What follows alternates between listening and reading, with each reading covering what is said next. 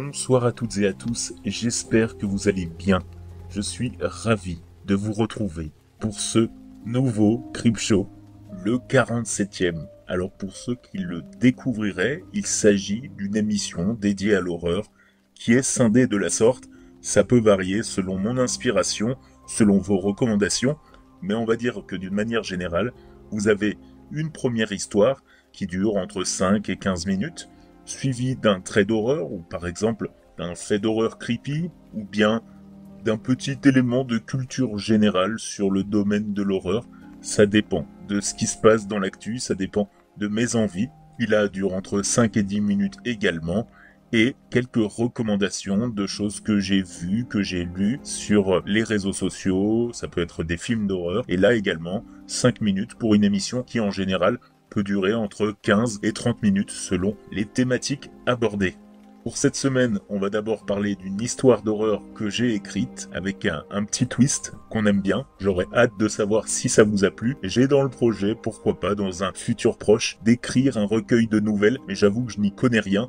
Et également celui d'interviewer un auteur, ça pourra m'aider comme ça. N'hésitez pas à me dire si ça vous tenterait. Dans un deuxième temps, on va parler d'un trait d'horreur qui porte sur le sujet du documentaire de la semaine, les Spirit Box App, et j'ai pu faire le test de 2 Spirit Box. Je vous dirai ce que j'en ai pensé. Et enfin, quelques recommandations de films ou de vidéos à voir en fin d'épisode. J'en profite pour vous rappeler, parce que c'est très important, si vous voulez que je puisse produire plus de contenu, j'ai créé un Patreon dans le Noir Podcast sur lequel vous pouvez participer et accéder à différents gains comme un épisode de plus chaque semaine ou bien, un autre exemple, le droit d'être cité à chaque épisode en fin d'épisode. Vous verrez, je développerai également une boutique mais ça c'est dans le futur avec mon petit fantôme Echo. J'aimerais bien lui trouver une voix d'ailleurs. Également sur les réseaux sociaux, YouTube, TikTok et Instagram où je propose des contenus inédits qui sont différents de chaque plateforme, c'est un gros travail. Si vous venez depuis le podcast et que vous vous abonnez, n'hésitez pas dans les commentaires à me faire un petit coucou ou dans les messages privés pour me dire que vous venez de cet épisode. Bon, on va commencer directement avec une histoire que j'ai écrite. J'ai été inspiré par un film que j'ai regardé et dont je vous parlerai en fin d'épisode, avec une chute similaire, on va dire ça comme ça, mais aussi d'un second film qui s'appelle The Black Phone 2 et que j'ai adoré, qui est sorti au cinéma. Je vous laisse tout de suite avec mon histoire. Lou n'avait que 13 ans. 13 ans et un vide qui avalait tout le reste. Depuis la mort de sa mère, la maison semblait trop grande, les ombres trop longues, le silence trop bruyant. Les adultes parlaient de burn-out, de dépression, de drames domestiques. Il y a quelques mois, sa mère s'était laissée mourir dans la voiture. Moteur allumé, gaz fatal. Son père, Marc, avait repris le travail après quelques semaines. Il disait que ça n'aidait personne de ruminer. Il souriait beaucoup, trop peut-être, avec ce sourire tendu de ceux qui refusent de regarder le gouffre. Lou, elle, s'était réfugiée dans les vidéos TikTok, les histoires de fantômes, de sorcières, de signes de l'au-delà, les témoignages de jeunes qui disaient avoir entendu les voix de leurs proches à travers des applications. La Spirit Box revenait souvent. Une simple application de téléphone, un balayage radio constant, capable, disait-on, de capter les mots de l'autre monde à travers les interférences. Une curiosité morbide, pensait-elle au début. Mais plus les nuits passaient, plus l'idée germait. Et si c'était vrai? Et si elle pouvait entendre sa voix, ne serait-ce qu'une fois de plus? Ce soir-là, le vent frôlait la maison, et les murs craquaient doucement. Marc avait prévenu qu'il rentrerait tard. Lou s'assit sur son lit, ferma les rideaux et lança l'application. L'écran noir vibra d'un son grinçant. Un bruit de fréquence balayé. « Maman » murmura-t-elle. Aucune réponse. Seulement le grésillement, le souffle d'un poste de radio cassé. Le bruit de neige que pourrait faire la télévision. Un bruit que les moins de 20 ans n'ont pas connu. Elle répéta la question plus fort. La gorge sèche. Toujours rien. Les minutes passaient. Lou sentit la honte. La honte d'y avoir cru. Elle allait fermer l'application, après quelques minutes, lorsqu'une voix, brouillée, féminine, résonna faiblement. Lou? Un frisson la traversa. « Maman? C'est toi ?» Le souffle reprit, chaotique. Puis 2 mots clairs émergèrent du vacarme. Tapis et garage. Lou fronça les sourcils. Elle regarda autour d'elle. Il n'y avait pas de tapis ici, encore moins dans le garage. Elle tenta une nouvelle fois. « Je comprends pas, maman. Pourquoi le garage ?» La réponse sembla trembler dans un éclat de souffle. « Voiture. » Elle sentit sa respiration s'accélérer. Le téléphone vibrait dans sa main, comme si lui aussi avait peur. L'écran paraissait plus lumineux, presque tiède. Poussée par un étrange mélange d'angoisse et de curiosité, elle descendit les escaliers.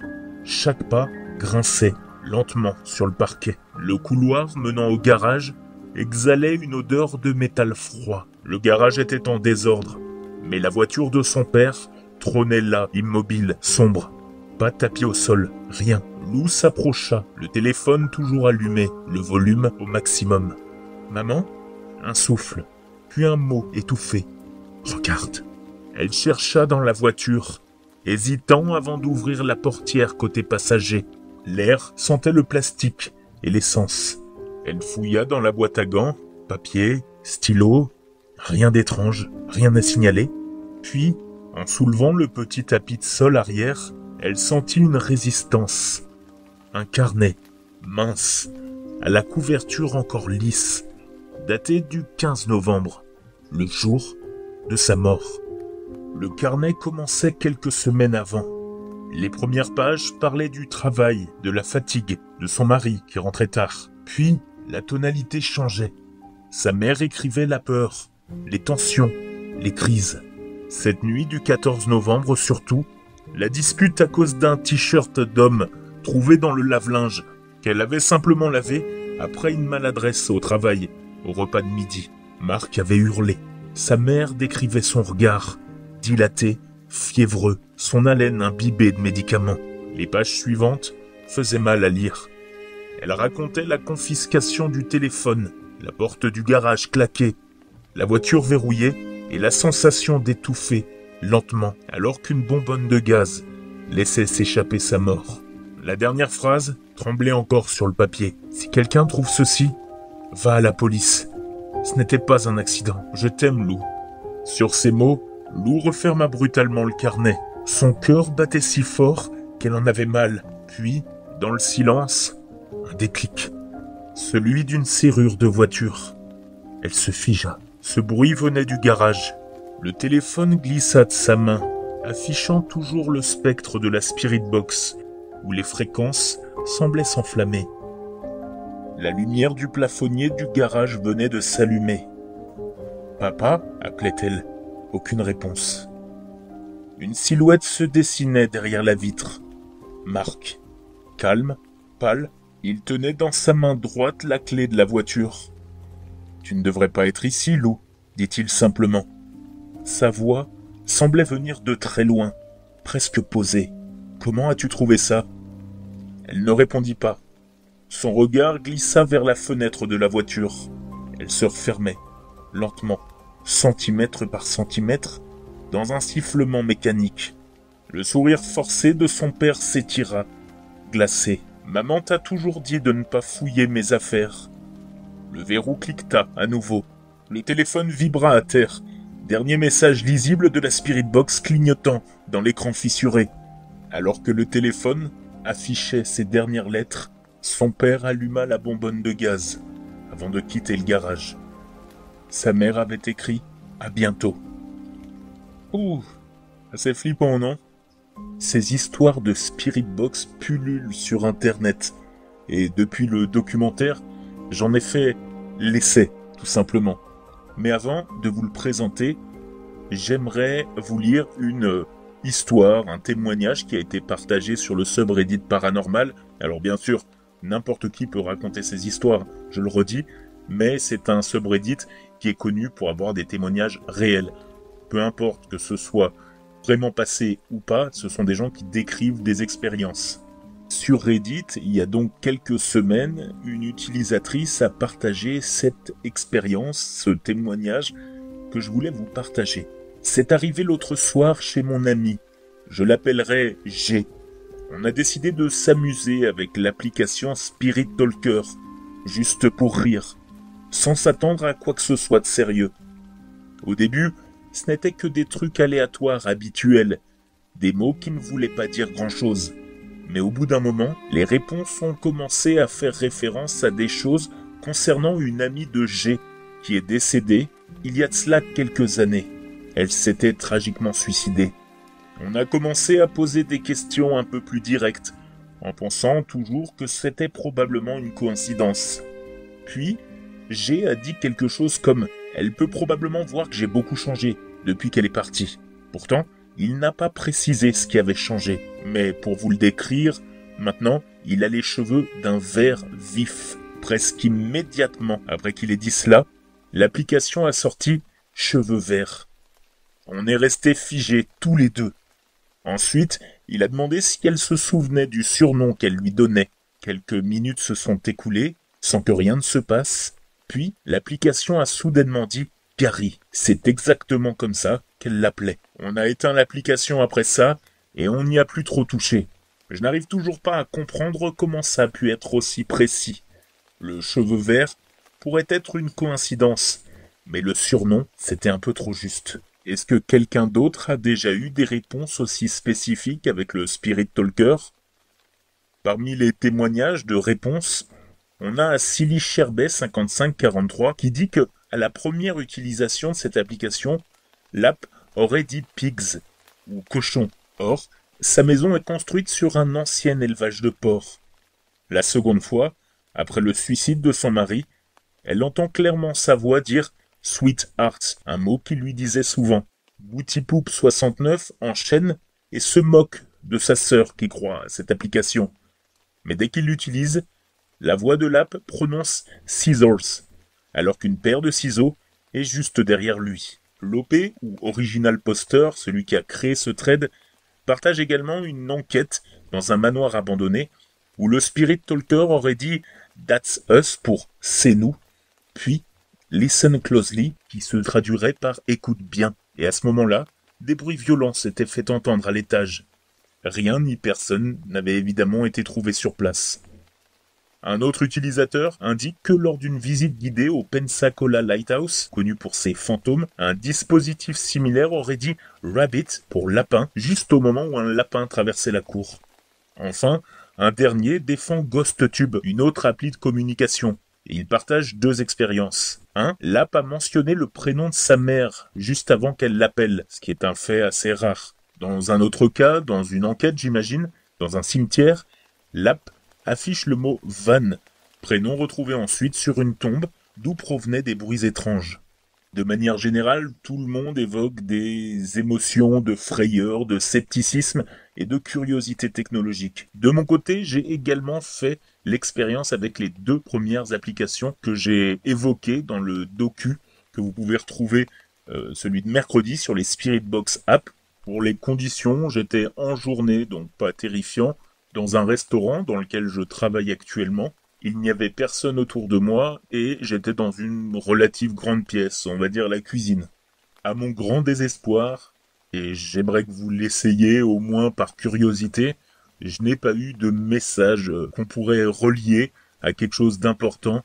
Je n'ai pas eu de message sur le lieu dans lequel je me trouvais, sur quelqu'un que je pourrais connaître, sur une chose qui m'est arrivée puisque j'enregistre cet épisode 3 jours après l'avoir testé. Donc j'ai reçu quelques mots. En fait, il s'agit de balayage, vraiment, on entend comme de la radio qui passe, on entend des mots, on les note. Moi, j'ai eu des mots loin d'être terrifiants, mais rien de marquant.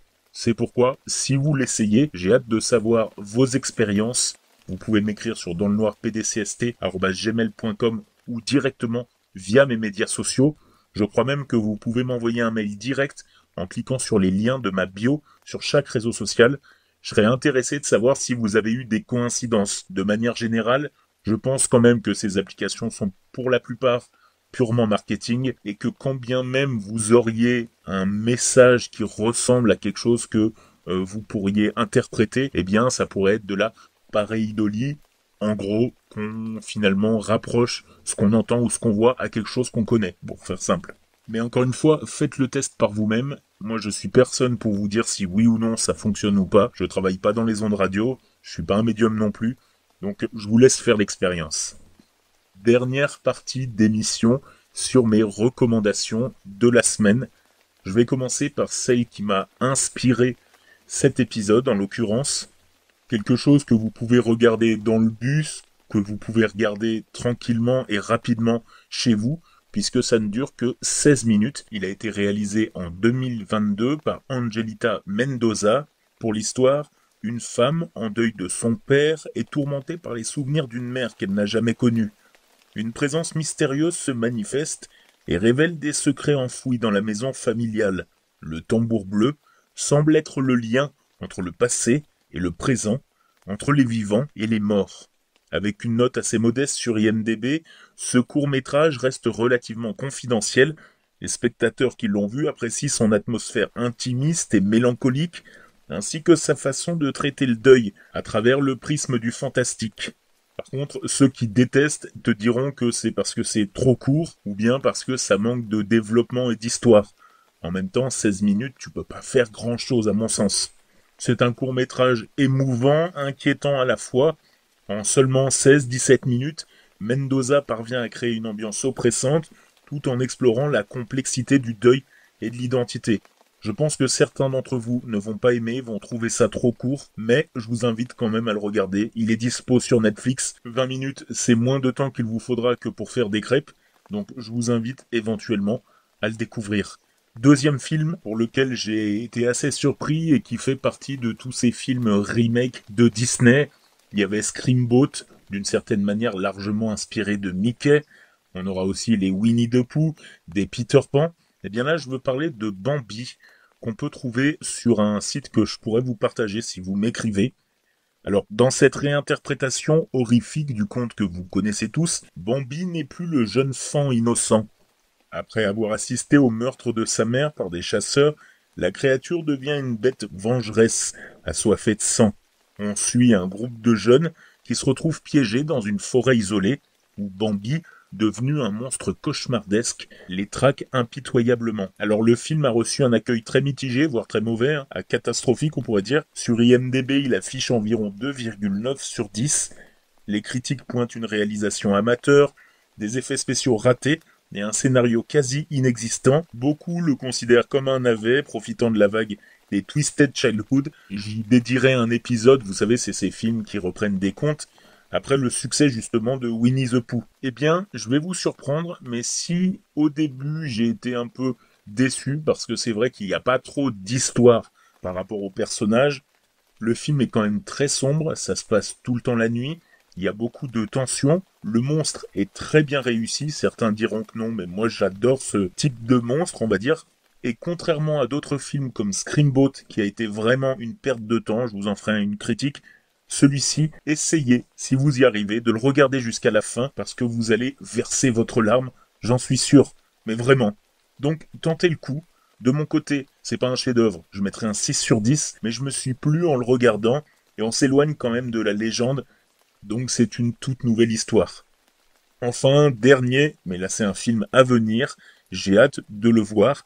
Son nom, Shelby Hawks, il devrait sortir la semaine prochaine, je crois. C'est l'un des films d'horreur les plus attendus du moment, réalisé par Chris Stuckman, un critique YouTube anglophone aux plus de 2 millions d'abonnés, qui est devenu cinéaste, comme quoi tout est possible à celui qui veut y croire, et c'est son premier long métrage de fiction. Pour le synopsis, l'histoire suit Mia, qui recherche désespérément sa sœur disparue, membre d'une équipe de chasseurs de paranormal qui enquêtait sur la mystérieuse forêt de Shelby Hawks. En plongeant dans les vidéos laissées par l'équipe, Mia découvre des preuves terrifiantes suggérant que quelque chose de maléfique hante ces bois.